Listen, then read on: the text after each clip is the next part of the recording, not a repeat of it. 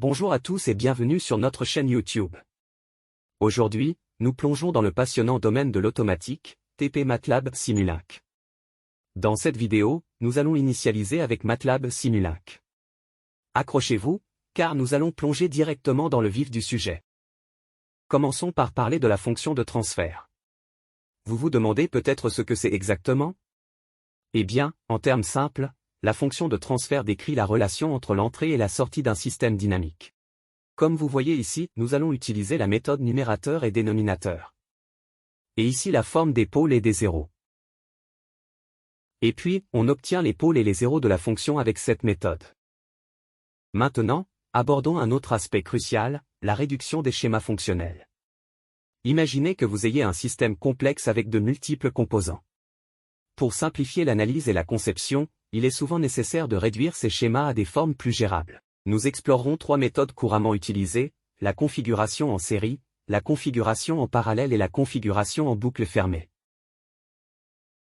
Premièrement, la configuration en série, la fonction utilisée est celle-là. Voici un exemple concret pour cette configuration.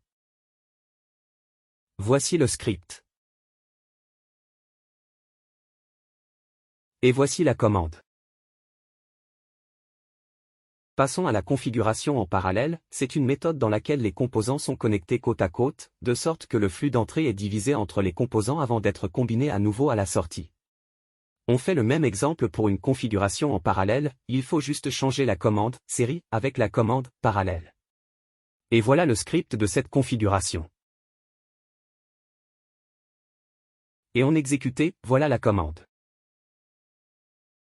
Fonction de transfert en boucle fermée à retour unitaire. La boucle fermée avec un retour unitaire est une configuration courante dans laquelle la sortie du système est utilisée pour ajuster son comportement. Dans MATLAB, nous pouvons créer cette configuration à l'aide de la fonction feedback. Fonction de transfert en boucle fermée avec retour non unitaire.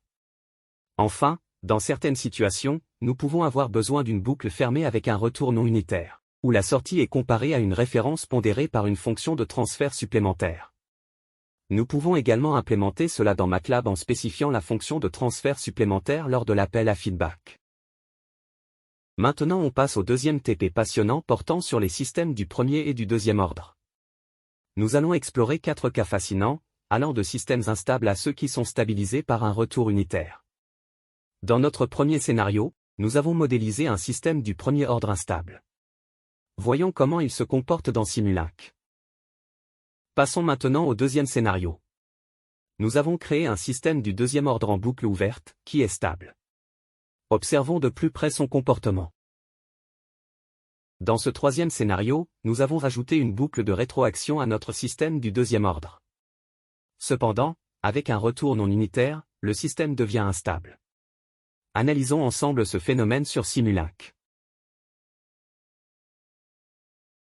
Enfin, dans notre dernier scénario, nous avons stabilisé un système du premier ordre en introduisant un retour unitaire. C'est fascinant de voir comment cette simple modification peut changer la dynamique du système. Jetons un œil sur Simulink. Et voilà, nous avons exploré 4 scénarios passionnants de manipulation avec Simulink. Passons alors au troisième et dernier TP. Nous allons explorer 4 cas intéressants, allant de la mise en série à la bouclage avec et sans retour unitaire en faisant des exemples concrets. Commençons par le premier cas, la mise en série. Découvrons ensemble comment cette configuration particulière affecte le comportement du système. Nous allons utiliser MATLAB pour visualiser clairement cette transformation et ses implications sur nos systèmes. Passons maintenant au deuxième cas, la mise en parallèle. Nous allons voir comment cette disposition alternative modifie les performances du système.